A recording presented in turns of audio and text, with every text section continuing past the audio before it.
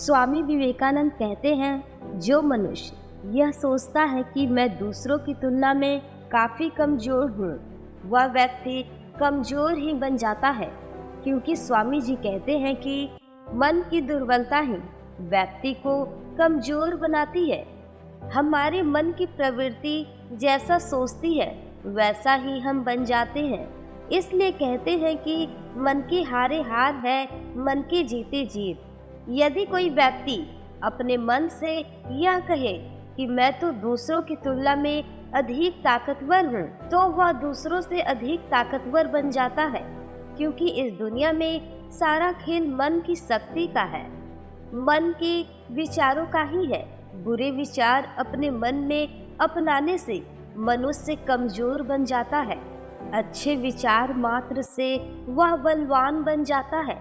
इसलिए स्वामी विवेकानंद कहते हैं, आपको खुद से लड़ना है, अपनी अंदर की उस भाव पर काबू पाना है, न कि बाहरी संसार में शांति ढूंढना है। यह सभी आपके मन के अंदर ही मौजूद है। इसलिए मैं कहता हूँ कि ब्रह्मांड की सारी शक्तियाँ आपके अंदर ही छुपी है। और हम लोग अपनी आँखों पर हाथ रख कर कहते हैं कि इस संसार में कितना अंधकार है। लेकिन इस वीडियो में हम जानेंगे कि आखिर में पावर ऑफ माइंड होता क्या है। और इस वीडियो में श्रीनिवास रामानुजन की शक्ति के बारे में भी जानेंगे कि वह इतना बड़ा कैसे गणित के स्वामी बन गए, वह अपने दिमाग को कैसे यूज करते थे। इसलिए वीडियो को अंत तक देखिए। स्वामी विवेकानंद कहते हैं कि मन की शक्ति ऐसी शक्ति है जिसको जानकर हम किसी भी क्षेत्र में सफलता हासिल कर सकते हैं।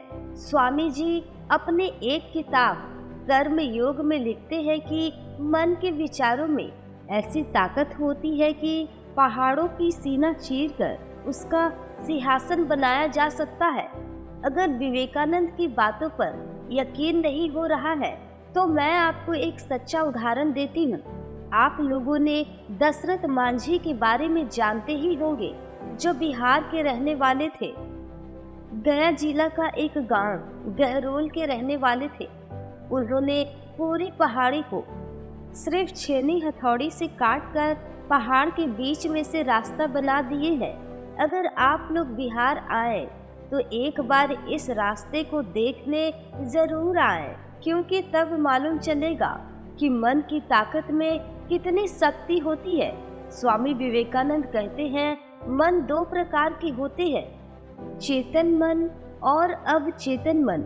स्वामी जी के अनुसार चेतन मन वह मन है जिसमें हम जागरूक होकर सोचते हैं। वही अवचेतन मन वह मन है जिसमें हम अनजाने में सोचते हैं। चेतना मन ही हमारे मन के विचारों और कार्यों को नियंत्रित करता है, लेकिन अवचेतन मन हमारे जीवन पर बहुत अधिक प्रभाव डालता है। जब हम अपने चेतन मन से सकारात्मक विचार सोचते हैं तो उस विचार को अवचेतन मन ग्रहण कर लेता है। फिर अवचेतन मन उन विचारों को वास्तविकता में बदलने लग जाता है। उदाहरण के लिए, यदि हम सोचते हैं कि हम इस क्षेत्र में सक्सेस हो सकते हैं, तो अवचेतन मन सक्सेस होने के लिए आवश्यक कार्य करने के लिए कहेगा। इसी तरह यदि हम सोचते हैं कि हम स्वस्थ हो सकते हैं, तो अवचेतन मन हमें स्वस्थ रहने के लिए आवश्यक कार्य करने के लिए प्रेरित करने लगेगा। स्वामी विवेकानंद कहते हैं, इसलिए मैं कहता हूँ कि अपने दिमाग की गहराई को अच्छी तरह से जानने के लिए ध्यान करना पड़ेगा, क्योंकि ध्यान ही वह प्रक्रिया है जिसके द्वारा हम अपने मन को जान सकते हैं। मैं कौन हूँ, मेरे शरीर का इस धरती पर होने का क्या उद्देश्य है, इस बात पर ध्यान देना है। ध्यान को करने से पहले आपको एक अच्छा व्यक्ति जो ध्यान करना जानता हो उसके सानिध्य में ध्यान करें तो अच्छा रहेगा, क्योंकि ध्यान की अवस्था को गहराई से समझने के लिए यह बहुत आवश्यक है। स्वामी विवेकानंद कहते हैं, जो व्यक्ति अपने जीवन से निराश हो गए हैं, उसे अपने आप को अंदर से खोजनी है। एक यात्रा करनी होगी, खोजना है उस हिस्से को जो अभी भी आपके अंदर पहले की तरह जीवित है, उत्साहित है, ऊर्जावान है। आपके जीवन में कितना ही कठिनाई क्यों न आ जाए, बस आपको अपने अंतर मन से कहना है सब ठीक है। स्वामी जी कहते हैं जब आप ऐसा करेंगे तो आपकी सारी कठिनाइयाँ धीरे धीरे दूर हो जाएगी। मैं खुद इसका साक्षी हूँ। एक बार मेरी तबीयत बहुत खराब हो गई थी। मेरे शिष्य को चिंता सताने लगी थी कि मेरे स्वामी जी का क्या होगा, लेकिन मैंने अपने मन की उस भ्रम शक्ति के द्वारा उस पीड़ा भरी दर्द से राहत पा ली थी। ऐसा कोई भी कर सकता है, क्योंकि यह शक्ति सभी के अंदर मन में मौजूद है। जो इंसान आज के समय में हार मान चुका है, बिल्कुल निराश है, पूरी तरह से उम्मीद खो चुका है, उसे अपने मन से कहना पड़ेगा कि देख लेना, खुश होकर जीऊंगा, जो होगा देख लूंगा, मुझे इस दुनिया से कोई फर्क नहीं पड़ता। स्वामी विवेकानंद कहते हैं जो व्यक्ति खुद को इस दुनिया से ऊपर समझता है, उसको अपने जीवित होने का अहंकार है, वह सच्चे कर्म योगी होते हैं। तुम्हारे अंदर वह सभी शक्तियाँ शामिल है जो तुमसे चिक चक कर रहा है कि अरे छोड़ भाई, देख लेंगे जो होगा, चिंता मत कर, अभी बहुत कुछ है कर्म करने को, हम सब संभाल लेंगे।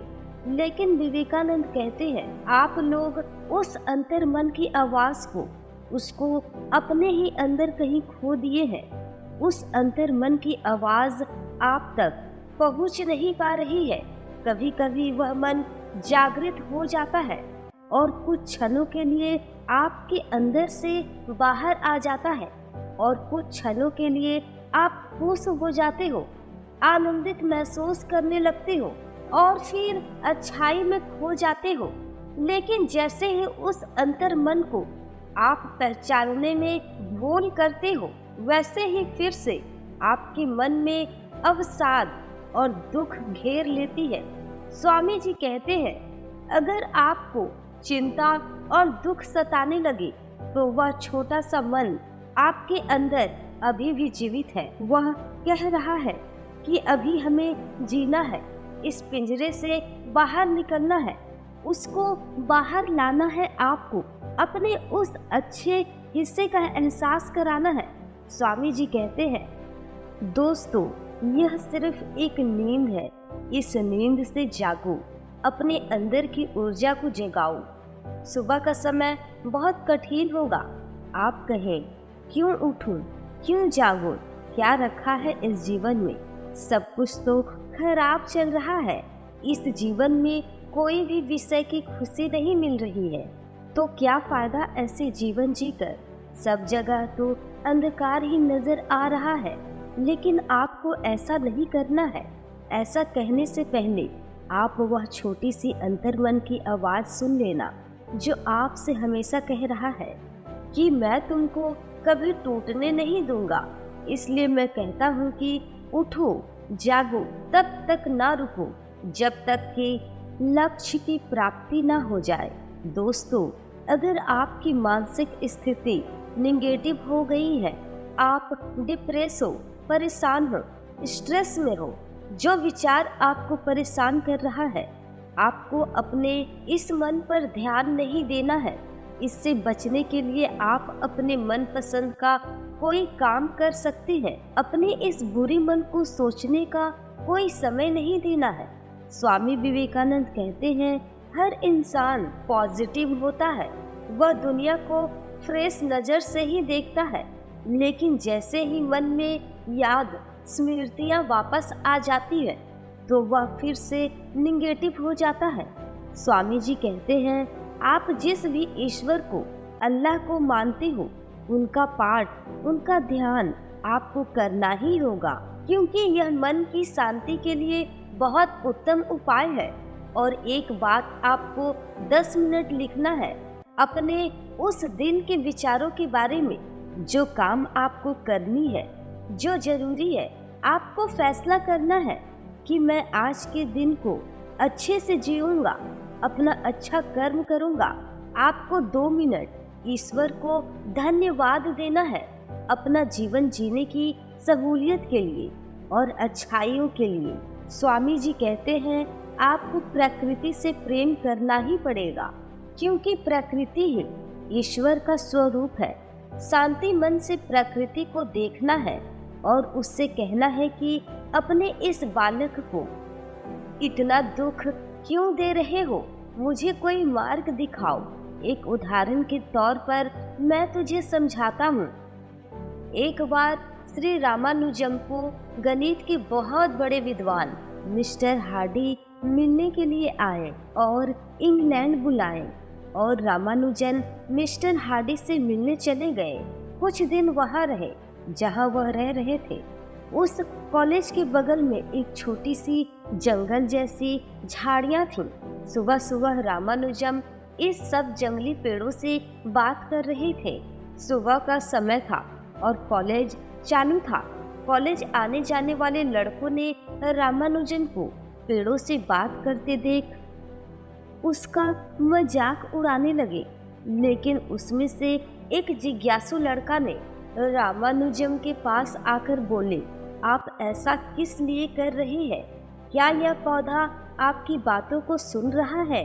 रामानुजम मुस्कुराए और बोले कि अगर आप अपने मन की उस अंतर आत्मा से किसी से बात करें तो वह आपकी बातों को जरूर सुनना चाहेंगे, चाहे वह इस दृष्टि की कोई भी चीज हो, क्योंकि सृष्टि को बनाने वाली प्रकृति ही, इस प्रकृति में सभी ब्रह्मांड की चेतना मौजूद है, जिनको हम अपने अंतर मन से देख सकते हैं। विवेकानंद कहते हैं, साकार रूप का ध्यान करो और निराकार रूप से एक होने की कोशिश करो। मस्त होकर ईश्वर से बोल दो, अब आप सब कुछ सौंप दिए हैं। मेरे जीवन में जो कुछ भी है सब आपका ही है और आपका ही रहेगा। आप देख लेना, मैं विफलता के लिए मुक्त हूँ। आपकी उंगली पकड़कर ही चलता आया हूँ, आपकी उंगली पकड़कर ही चलता रहूंगा। मेरा आपके सिवा कौन है? इस दुनिया में अपना कोई नहीं है, सिर्फ आप अपने हो। मैं आपकी गोद में चैन से सोने जा रहा हूँ। हे ईश्वर, हे प्रभु, अब सब कुछ, हर विषय मृत है अच्छे नजरों का। सोचो, जो तुम्हें पसंद है, समुद्र पसंद है, समुद्र को देखो। प्रकृति पसंद है, प्रकृति को देखो। पहाड़ पसंद है, पहाड़ को देखो। खो जाओ उन नज़ारों में। वीडियो पसंद आई हो तो कमेंट में ज़रूर लिखें। स्वामी विवेकानंद। मिलते हैं अगले वीडियो में। धन्यवाद।